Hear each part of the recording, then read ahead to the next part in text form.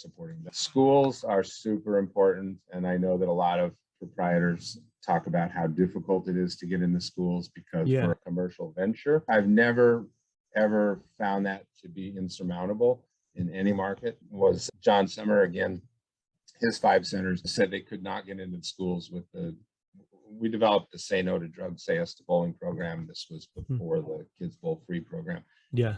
which Kids Bowl Free was an offshoot of our program. And that was it was a free game a day program. And you go into this in the summertime and you go into the schools in April and May, distribute the cards and make contact. And then all summer long, the kids get one free game of bowling. You have to physically go in the schools to make that work. And if the schools won't let you in, then that's a problem.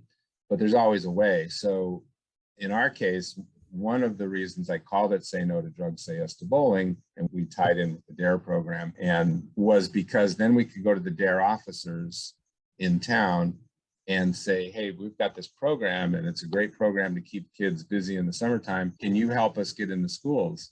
And of course they can. And so they'll always be like, yeah, when do you want to go? And when in Rockford, that was the case. And the DARE officer said, when do you want to go?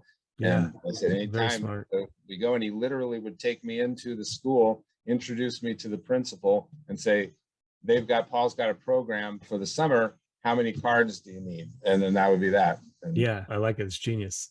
yeah.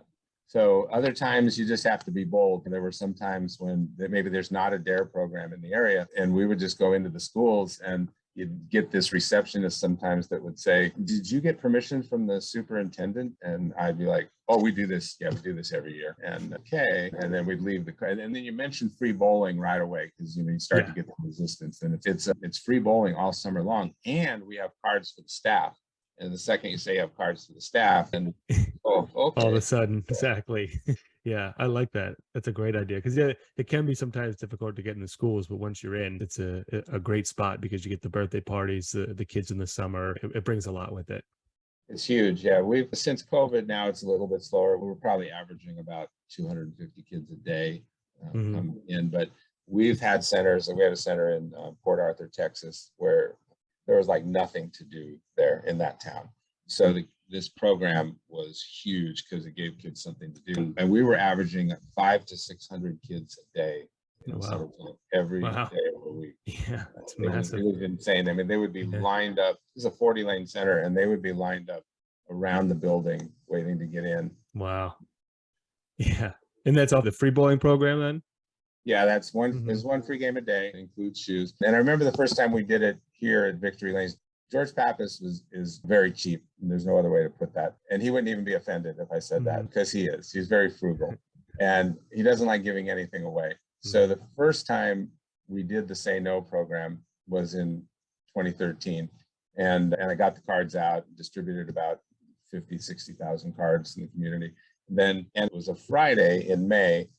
And it was a normal Friday in May. We had no business going on. Basically, it was totally dead. Kids were Yeah. still in school, and got up around noon to go do some errands. And as I walked out into the lobby area, people were coming through the front doors, and a lot of people, a lot of kids and parents. And I thought, did we book a field trip or something that I forgot about? What are all these kids doing here? And they just kept coming. And at what turned out was, since it was the first year we had done the program, the schools didn't know that they should have distributed the cards when I first dropped them off in Okay. April. Yeah. So they held on to them till the last day of school. And this was the last day of school. It was like whatever it was, May 11th or something. And so at noon, it was a half day. So they got out of school, they got their cards. And the first thing they wanted to do when the parents picked them up was, look I got this free bowling, let's go bowling. Yeah. And so they just poured in and they just kept coming. Within minutes, we went from empty to on a waiting list and Wow. with 40 lanes. And George came out and he's freaking out. He's, oh my God, what are all these people doing here? And I said, what's the Say No program? And he says, oh my God, they're all bowling for free. And I said, George, I said, we know historically that each kid that walks through the door with a card will spend $5 while they're Yeah. here. It's going to happen. They're going to Hmm. get an average of $5, whether it's extra bowling, food and beverage, arcade. whatever, we're getting $5 a kid. And he said, oh my God, I hope you're right. And I said, how many people do you think are here right now? And he says, oh, there's got to be over 200. And I said, okay. I said, that's $1,000. And Right. and then when the day was done, we looked at the numbers and we had done 630 kids, 630 free games. Oh, wow.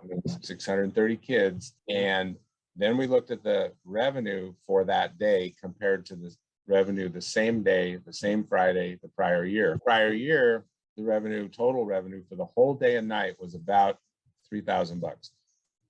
This year, with the thing, it was over 7,000. Wow. Yeah.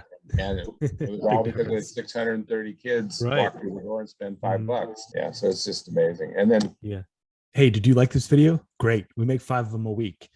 Subscribe to get more and to keep learning about what's working in the bowling industry. I'll talk to you then.